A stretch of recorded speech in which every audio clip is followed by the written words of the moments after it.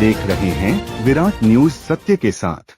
आज की जो हमारी जो प्रेस कॉन्फ्रेंस है, ये आदिवासी एकता परिषद और आदिवासी समन्वय मंच भारत के तत्वाधान में आयोजित की गई है। और इस बैठक में आप लोग का स्वागत है। साथ ही आज हमारे बीच में इस देश के जिन्होंने उद्योग जगत में एक बड़ी क्रांति की, वो आज हमारे बीच नहीं रहे। उन्हें श्रद्धांजलि देते हुए आज का इस हम प्रेस कॉन्फ्रेंस की शुरुआत करते हैं।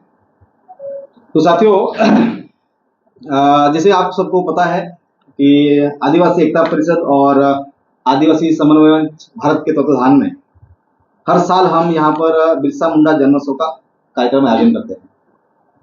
और उसी संदर्भ में आज की बैठक में इस हमारे आदिवासी एकता परिषद के जो अध्यक्ष है नवीन सेदर जी, कार्यकारी अध्यक्ष नवीन वघाल और महिला अध्यक्ष हमारे सहयोगी टीम और हमारे दादानगर हवेली की प्रदेश स्तरीय कमेटी यहाँ पर उपस्थित है। ये 16 नवंबर को बिरसा मुंडा जन्मोत्सव जो हमारा कार्यक्रम है, इस बार एक विशेष थीम है। दादानगर हवेली से हमने आदिवासी एकता परिषद के द्वारा एक हमेशा संदेश देने का काम किया है। जैसे आप सभी जानते हैं कि दादानगर हवेली में आज आदिवासी समाज में भले वो हमारे मेरे साथ उठता बैठता नहीं हो, लेकिन हर कोई वर्ग यहाँ पर एक आदिवासी संस्कृति की बात हो रही है, आदिवासी हक अधिकार की बात करते हैं। हमसे 5वीं पैसा कानून या टीएस आदिवासी सलाहकार समिति या फिर संस्कृति की सारी चीजें यहाँ पर आयोजित हो रही है। ये बहुत खुशी की बात है। और ये सब आदिवासी एकता परिषद द्वारा पिछले 10-12 सालों से लगातार हम ये कोशिश कर रहे हैं कि आदिवासी समाज में ज्यादा से ज्यादा लोग आदिवासी समाज की संस्कृति, आदिवासी समाज के हक अधिकार लोगों तक और जन जागृति तक करके हमने ये सब पहुंचाए हैं। तो इस बार दोबारा हम लोग, जैसे कि हमारी शुरुआत हुई थी 16 नवंबर 2016 से, जिसकी पहली रैली हमने की थी रखोली से। 2017 में रैली हमने की थी अपना नौली से।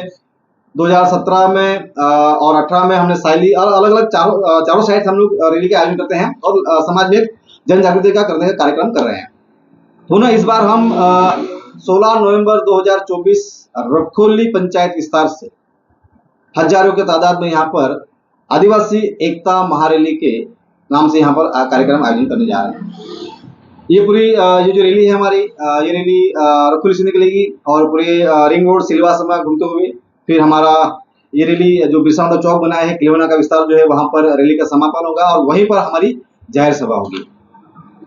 इस जो महारैली है, इस महारैली में विशेष तौर पर जो आदिवासी एकता परिषद के जो हमारे राष्ट्रीय अध्यक्ष है डॉक्टर शांतिकर वसावा जी और आदिवासी समन्वय मंच भारत के, ये देश के दो बड़े सबसे बड़े संगठन है, उनके राष्ट्रीय अध्यक्ष जो समन्वय मंच भारत के अध्यक्ष हमारे डॉक्टर सुनील पहाड़ जी, ये दोनों साथी उपस्थित आ रहे हैं, इस बैठक में आ रहे हैं। साथ ही इस महारैली में रैली के साथ साथ जाहिर सभा में हमारे बीच में वासदा के एमएलए आनंद भाई पटेल भी इस रैली में जुड़ेंगे और देड़ियापाड़ा के एमएलए चेतर भाई वसावा, ये दोनों साथी भी विशेष तौर पर इस महारैली में जुड़ेंगे और दादानगर हवेली के समाज, आदिवासी समाज के साथ, स्थानीय समाज के साथ यहाँ पर चर्चा करेंगे।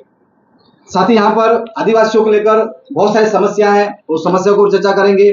साथ में हम इस रैली के दिन हमारे 21 सूत्रीय दादानगर हवेली में आदिवासी समुदाय को लेकर जो हमारे जो इश्यू है, वो इश्यू को भी हम ध्यान में लाएंगे और प्रशासन को इसका आवेदन भी देंगे कि ये जो समस्या है, ये जो इश्यूज है, उसके ऊपर दादानगर प्रशासन और केंद्र की मोदी सरकार, साथ ही यहाँ पर हम एक विशेष इस बार हमारी थीम है कि देश के आदिवासियों को एक मंच, एक बैनर पर लाने का हम कार्य करने जा रहे हैं। तो ये जो हमारी जो महारैली है, उसके पीछे का जो थीम है हमारी कि आदिवासियों की जमीन, जल जंगल की जमीन, अपने संवैधानिक हक अधिकार, ये तमाम चीजों को अगर अभी संरक्षण करना है, ये तमाम चीजों को लेकर अभी देश के आदिवासियों को एक मंच होकर और बॉर्डरलेस होकर आदिवासियों को संवैधानिक अधिकार के साथ साथ में ये एक अहिंसक तरीके से लड़ाई देश में शासन प्रशासन या जो गलत नीतियां हो रही है उसके ऊपर आवाज बुलंद करने के लिए यहाँ से हम एक विशेष ये आयोजन है 16 नवंबर का कार्यक्रम साथियों। तो यही आज का ये विशेष था, ये आज की प्रेस कॉन्फ्रेंस का। इसके अलावा कुछ और आप इसके ऊपर बात करना चाहते हैं तो प्रशासन से अपने मांग की है कि सड़क की हालत को बदले क्या है? प्रशासन से हमने लगातार रोड के इश्यू को लेकर तो हमने बात रखी है, लेकिन प्रशासन वैसे भी आप सबको पता है कि घोर निंद्रा में है। कोई दिल्ली से कोई मंत्री संतरी या कोई बड़ा वीवीआईपी आता है तब वो लोग पूरा रात दिन लग जाते हैं। जैसे अभी भी आपको पता है कि थोड़ा बहुत सिलवासा ही बचा था, तो अभी सिलवासा पूरा इतना, एक तो 5 बजे के बाद से 9 के बीच में जो अभी बहुत ट्रैफिक समस्या हो रही है, कोई सिग्नल नहीं है। और जैसे कि ये नॉर्मल चास्ता हुआ, किलोनी नाका विस्तार होगा, ये झंडा चौक विस्तार होगा। अभी एक तो समझ से परे हमें यहाँ पर कि रिंग रोड ऑलरेडी बना हुआ है, उसमें रिंग रोड के अंदर सिलवासा सिटी के अंदर जो रोड चौड़ाई करने का जो अभियान चलाया जा रहा है, ये किस दिशा में विकास हो रहा है। क्योंकि पहले लोग घर तोड़े गए, अभी दुकान तोड़े जा रहे हैं, अभी सरकारी कई जैसे जो हमारे गवर्नमेंट के जो बड़े बड़े ऑफिस तोड़े जा रहे हैं। तो ये इसके ऊपर विचार मांग रहे हैं कि, और इसके ऊपर प्रदेश के जनप्रतिनिधि सब खामोश बैठे हैं कि इसके ऊपर बात करनी चाहिए। भाई जब रिंग रोड बना हुआ है, इतना चौड़ा रोड बना हुआ है, तो फिर नगर पालिका जो विशेष में रिंग रोड के अंदर वाले विस्तार में जो अभी चौड़ीकरण जो किया जा रहा है, और जिसमें कई ऑफिस, कई दुकान, कई लोगों के घर टूट रहे हैं, ये बहुत नुकसान हो रहा है। और जो किसी के पास जो 1 गुंठा जमीन, आधा गुंठा जमीन है, वो सब घर और दुकान टूट जाएंगे तो वो रहेंगे कहाँ और वो धंधा करेंगे कहाँ। तो इसके ऊपर भी विचार नहीं है, इसके ऊपर भी लेकर हमने कई बार रजूआत की है। लेकिन जैसे आपने बताया कि रोड को लेकर जो हमारी जो रैली होने वाली है, उसमें हम जिला प्रशासन से मिलेंगे और उसके लेकर जो भी, क्योंकि ये कोई राजकीय कार्यक्रम है नहीं, ये हमारा आदिवासी समाज के जननायक बिरसा मुंडा का जन्मोत्सव है, इसलिए सामाजिक कार्यक्रम है। और प्रशासन से जो भी इसमें सहयोग मांगना है, हम जो आयोजन करना है, जो नियोजन करने के लिए प्रशासन को हम इंस्ट्रक्शन देंगे, भाई ये रैली है, यहाँ से निकलेगी, इसमें कैसे क्या आम लोगों को परेशान ना हो, वैसे हम भी ये करेंगे और किसी को कोई ज्यादा कोई तकलीफ ना हो, उसका हम पूरा ध्यान रखेंगे। राष्ट्रपति मुर्मू जी का भी आना होगा उसी दौरान में, तो क्या आप लोग का क्लैश होगा? परमिशन किस तरीके से नहीं, देखो करेंगे, मिलेगी प्रतिनिधिमंडल? देखो यहाँ पर अभी तो क्या है कि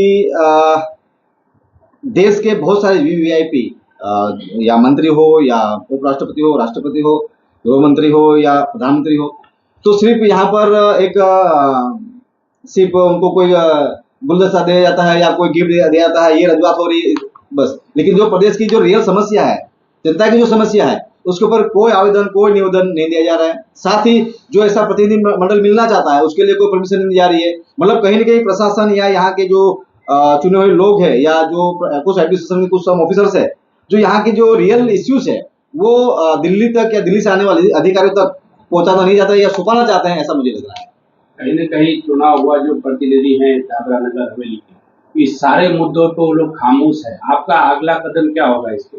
देखिए, सबसे पहले हमारे यहाँ पर जैसे मैंने आज ये तो हमारे आदिवासी एकता परिषद ने जहाँ गलत हो रहा है, हमने हमेशा सही को सही और गलत को गलत चीज कही हुई है। तो हमारा अगला कदम यहाँ पर है कि हमने बार बार शासन प्रशासन से निवेदन किया है कि भाई जो प्रदेश के प्रति और विशेष में यहाँ जो स्थानीय समाज और यहाँ जो स्थायी समाज हुआ है, उसको लेकर यहाँ पर एक विशेष पॉलिसी होनी चाहिए। क्योंकि यहाँ पर जो डेवलपमेंट काम हो रहे हैं, अभी से मैंने अभी किसी का पेपर न्यूज पढ़ रहा था, भाई गुजरात के ही विशेष 2-3 लोगों को ही पूरा टेंडरिंग करके प्रक्रिया प्रोसेस की जा रही है। मुझे अभी एक रिपोर्ट मिला कि भाई जो दिल्ली में किसी को जो हमारा दादरा दमन जो हमारा हाउस था, उसको भी किसी निजी कंपनी को चलान दे दिया है। और वहां का डेवलपमेंट करने के लिए, इसका जो रिनोवेशन करने के लिए शायद गवर्नमेंट के ही पैसे से वहां पर टेंडरिंग किया जा रहा है, ऐसा भी कुछ बातें सामने आ रही है। तो ये सारी चीजें समझ से परे है कि दादरा नगर हवेली प्रशासन और यहाँ विशेष में चुने हुए जनप्रतिनिधि में कहीं न कहीं तालमेल का अभाव है। या तो रजूआत नहीं कर पा रहे हैं, या फिर प्रशासन के दबाव में सभी गांव से सभ्य सरपंच से लेकर प्रदेश के सांसद तक या नगर पालिका प्रमुख या जिला प्रमुख, मुझे ऐसा लग रहा है कि प्रशासन के बड़े अधिकारियों के दबाव में ये लोग चल रहे हैं, जिसके चलते जनता की समस्याओं को ये लोग निराकरण नहीं कर पा रहे हैं।